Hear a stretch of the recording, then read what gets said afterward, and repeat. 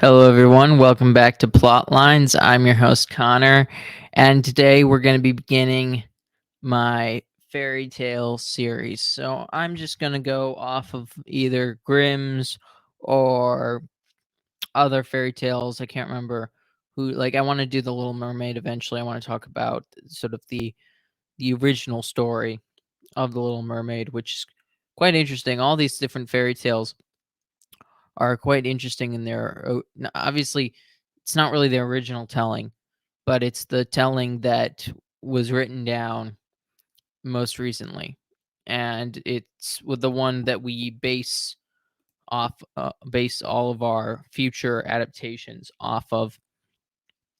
Now, Cinderella is a story about a daughter who loses her mother, and she has an evil stepmother and evil stepsisters. And I really think that we're missing one of the biggest points is that the father's still alive. If the father was still alive, I think we'd have a different story. Sorry.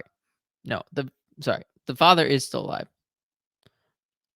But in recent tellings, the father is often seen as either dead or just missing or something like that.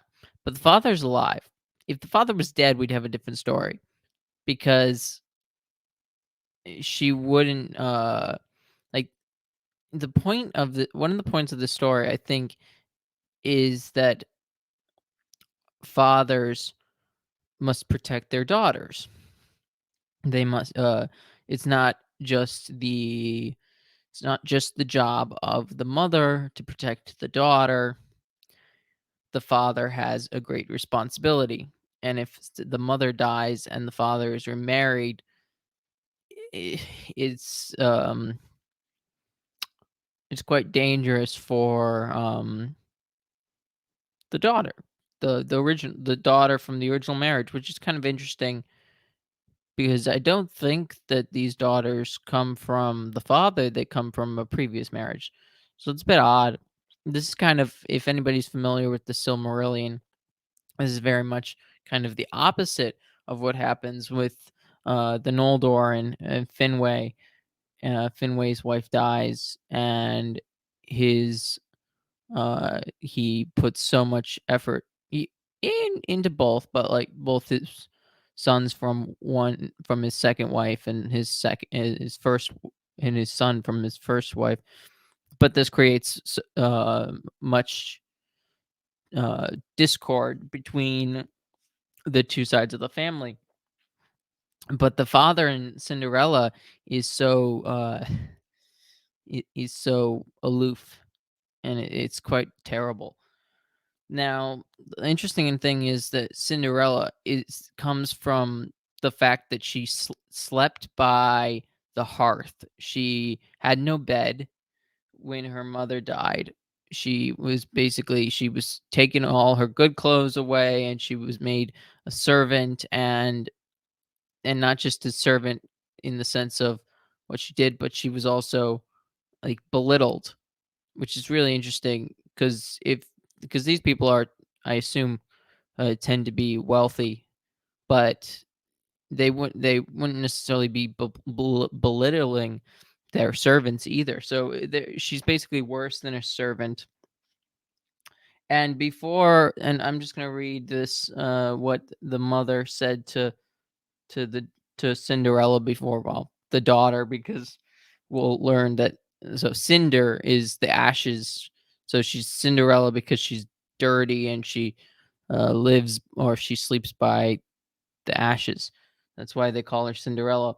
But the uh her mother said before she died said, "Dear child, continue devout and good, then God will always help you, and I will look down upon you from heaven and watch over you."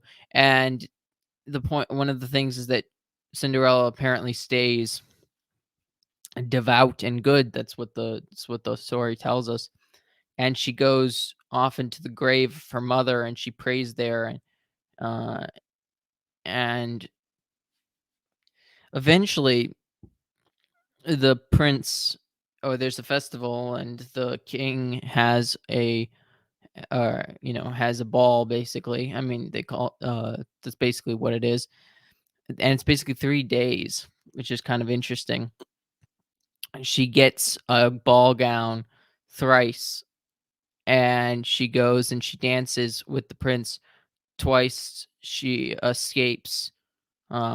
She's wearing uh, different colored dresses, different color shoes. I think actually in the first one it's silver, and in the last one it's gold. But and her father keeps thinking, is it Cinderella? But by the time they get back to the house, she's, there and she's all dirty and that sort of thing. And you're not really sure how that works, but that's part of the fairy tale. You're not supposed to necessarily know. And the prince is very adamant, but it's not really clear, at least I didn't find it clear, why she's running away. She could just stay. Maybe it's because she doesn't want to get outed kind of to her family members. And obviously her father isn't a good man. He doesn't stand up for his daughter. She's been pushed aside, and her stepsisters are beautiful, but they're basically ugly on the inside. They're just bitter, um, bitter women.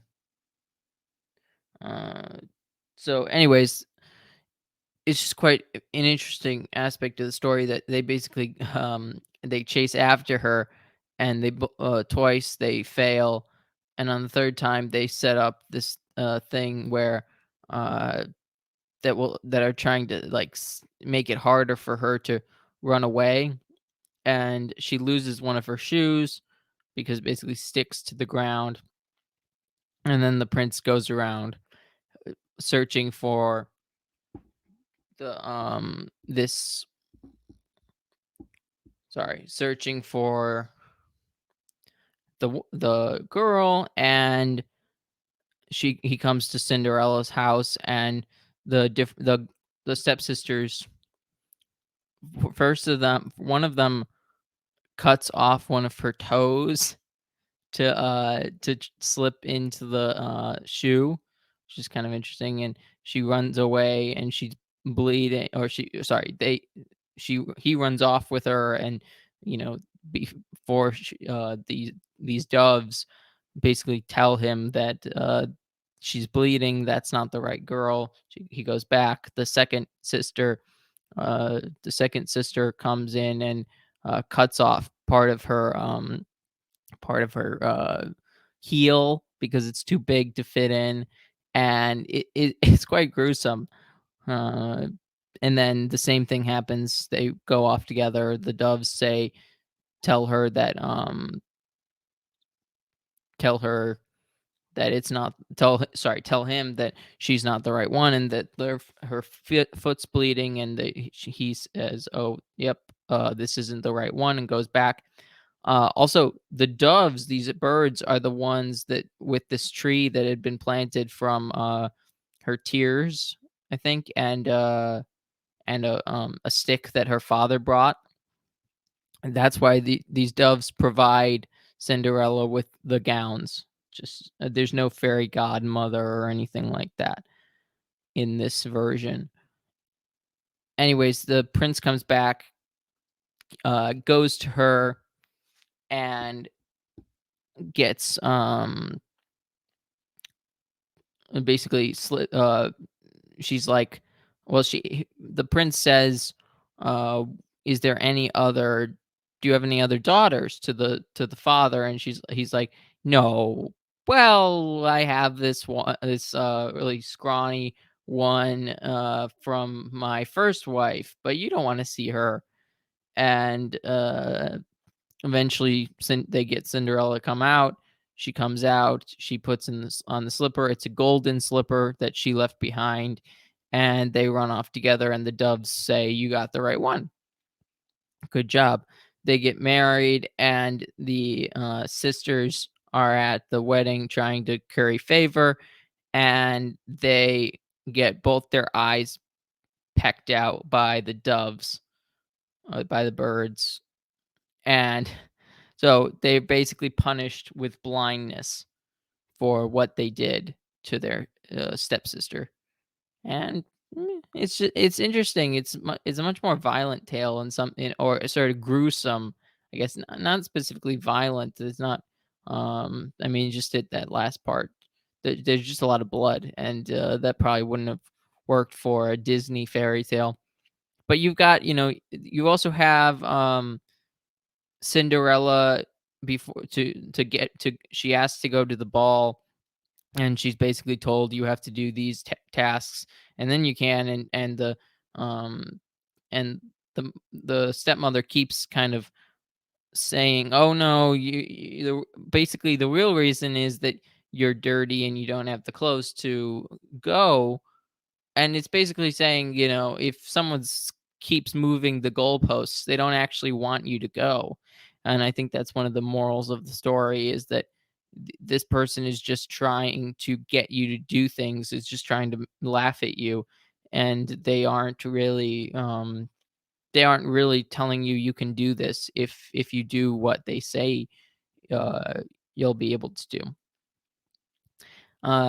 This story is interesting because it's basically the the uh the dresses and all that stuff. It's basically, it comes from God, it comes from the mother in heaven, and that's kind of the message in the end, is if you pray and if you um are good, and if you do your job, do your duty, uh things will work out in the end.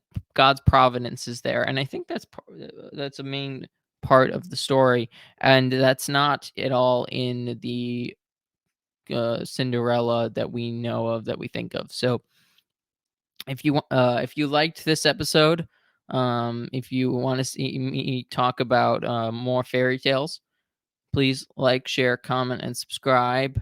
Join the Discord or the Telegram chat to learn about the next episodes. I have a poll on the channel. I'm trying to figure out when I should do live streams. I've been doing them at different times, and I want to figure out the best time for live streams. So uh, please vote, so we have the best time for live streams. Okay, thank you everyone.